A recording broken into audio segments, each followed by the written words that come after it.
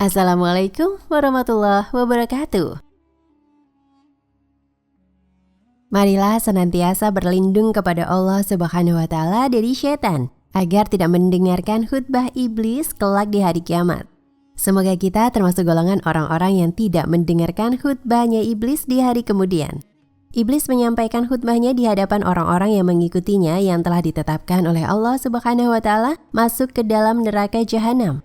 Ketika mereka digiring menuju neraka jahanam, Allah Subhanahu wa Ta'ala berfirman, orang-orang kafir dibawa ke neraka jahanam berombong-rombongan, sehingga apabila mereka sampai ke neraka dan dibukakanlah pintu-pintunya, dan berkatalah kepada mereka penjaga-penjaganya, apakah belum pernah datang kepadamu rasul-rasul di antaramu yang membacakan kepadamu ayat-ayat Tuhanmu dan memperingatkan kepadamu akan pertemuan dengan hari ini? Mereka menjawab, benar telah datang, tetapi telah pasti berlaku ketetapan azab terhadap orang-orang yang kafir. Quran Surat Az-Zumar ayat 71.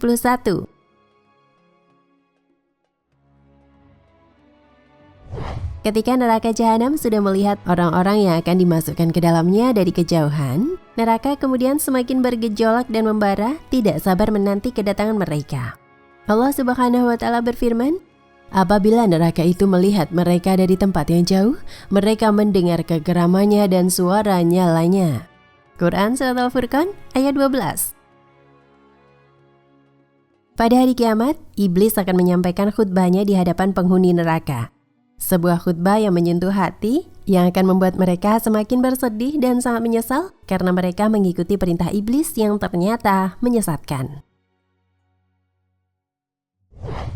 Al-Hasan Al-Basri rahimahullah berkata, tatkala hari kiamat, iblis berdiri di atas sebuah mimbar, kemudian berkhutbah seraya berkata, sesungguhnya Allah telah menjanjikan kepadamu janji yang benar, dan aku pun telah menjanjikan kepadamu, tetapi aku menyalahinya.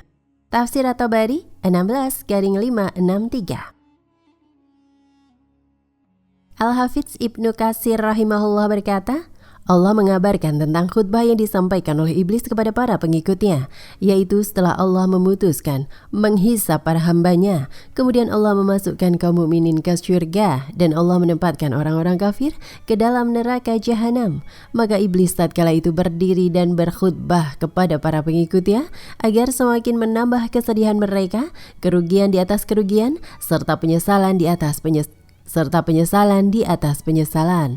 Tafsir Al-Quran Al-Azim Garing 489. Khutbah iblis di hari kiamat kelak bisa menjadi renungan bersama agar tidak menjadi orang-orang yang merugi di akhirat.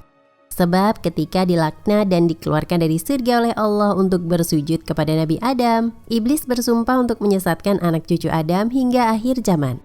Iblis juga memohon kepada Allah agar ditangguhkan ajalnya hingga hari kiamat, dan Allah mengabulkan doa iblis. Kisah tersebut diabadikan di dalam Al-Quran.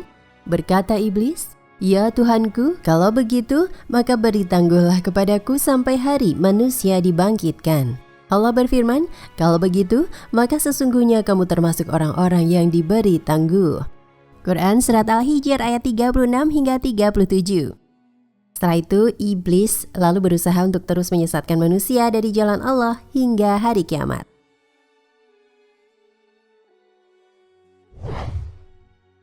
Isi khutbah iblis di hari kiamat. Ketika hari kiamat tiba dan manusia telah dibangkitkan dan dihisab, iblis akan berkhutbah di hadapan para pengikutnya. Khutbah iblis di hari kiamat ini merupakan khutbah yang paling menyentuh sekaligus bisa menjadi renungan bersama agar kita tidak ikut tersesat bersama iblis dan para pengikutnya. Allah telah menunjukkan sedikit rahasia sebuah peristiwa di hari kiamat kelak ketika iblis berkhutbah di hadapan para pengikutnya. Peristiwa ini diungkapkan dan diterangkan oleh Allah di dalam Al-Quran. Allah berfirman, dan masukkanlah orang-orang yang beriman dan beramal soleh ke dalam syurga yang mengalir di bawahnya sungai-sungai. Mereka kekal di dalamnya dengan seizin Tuhan mereka. Ucapan penghormatan mereka dalam surga itu adalah salam. Quran Surat Ibrahim ayat 23. Iblis kemudian berkhutbah kepada para pengikutnya tatkala mereka akan dimasukkan ke dalam neraka jahanam dan telah melihat api yang menyala-nyala dan siap membakar mereka, sebagaimana firman Allah Subhanahu wa Ta'ala. Dan berkatalah syaitan tatkala perkara hisab telah diselesaikan, sesungguhnya Allah telah menjanjikan kepadamu janji yang benar, dan aku pun telah menjanjikan kepadamu, tetapi aku menyalahinya. Sekali-kali tidak ada kekuasaan bagiku terhadapmu, melainkan sekedar aku menyuruh kamu, lalu kamu mematuhi seruanku. Oleh sebab itu, janganlah kamu mencerca aku, akan tetapi cercalah dirimu sendiri. Aku sekali-kali tidak dapat menolongmu, dan kamu pun sekali-kali tidak dapat menolongku. Sesungguhnya aku tidak membenarkan perbuatanmu, mempersekutukan aku dengan Allah sejak dahulu. Sesungguhnya orang-orang yang zalim itu mendapat siksaan yang pedih. Quran Surat Ibrahim ayat 22. Di dalam khutbah tersebut, Iblis mengatakan kepada para pengikutnya bahwa Allah telah memberikan janji kepada orang-orang tersebut, yaitu janji yang benar dan pasti ditepati. Iblis pun memberikan janji-janji kepada para pengikutnya. Namun, janji iblis itu hanyalah janji palsu yang merupakan bagian dari tipu muslihatnya untuk menjerumuskan manusia ke dalam dosa dan kesesatan. Para pengikut iblis yang mendengar pidato iblis di akhirat itu langsung merasa sangat tertipu dan menyesal. Namun, penyesalan di akhirat adalah penyesalan sia-sia dan mereka akan menjadi teman iblis di dalam neraka dan kekal di dalamnya.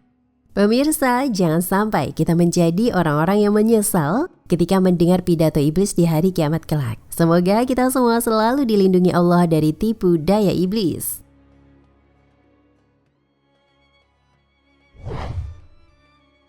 Konsep iblis dalam menyesatkan manusia.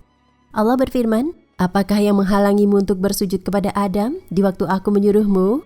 Menjawab iblis, "Saya lebih baik darinya. Engkau ciptakan saya dari api, sedangkan dia engkau ciptakan dari tanah." Allah berfirman, "Turunlah kamu dari syurga itu, karena kamu tidak sepatutnya menyombongkan diri di dalamnya. Keluarlah, sesungguhnya kamu termasuk orang-orang yang hina." Quran Surat Al-A'raf ayat 12 hingga 13. Ketika Allah menciptakan nenek moyang manusia, yakni Nabi Adam alaihi salam, Allah meminta kepada para malaikat, termasuk di dalamnya iblis, untuk bersujud kepada Nabi Adam alaihi salam. Namun, iblis menolak perintah Allah tersebut. Selanjutnya terjadi suatu dialog yang diabadikan oleh Allah dalam Quran Surat Al-A'raf ayat 12 hingga 18.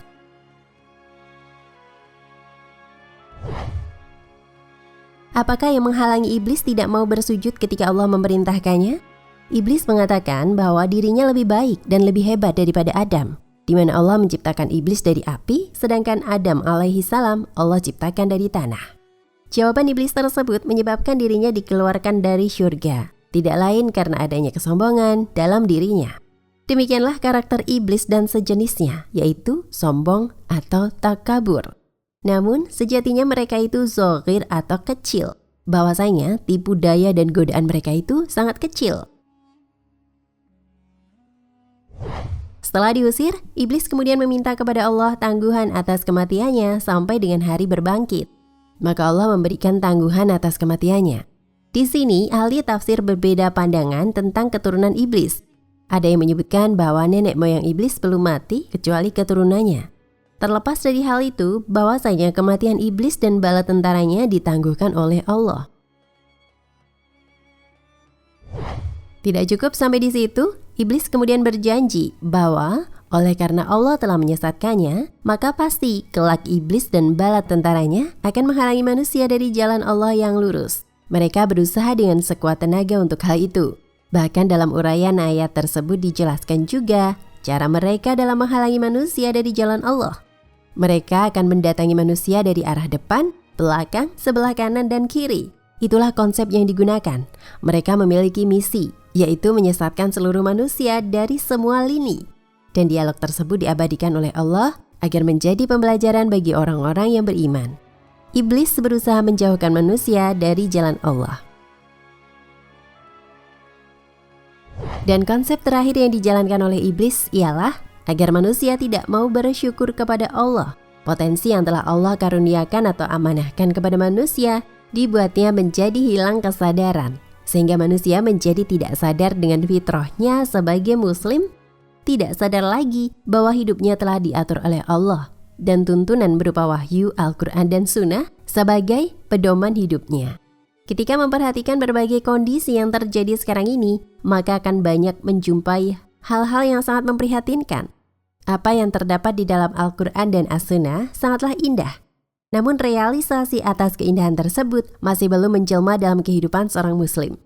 Image atau persepsi dari orang-orang luar terhadap muslim masih buruk.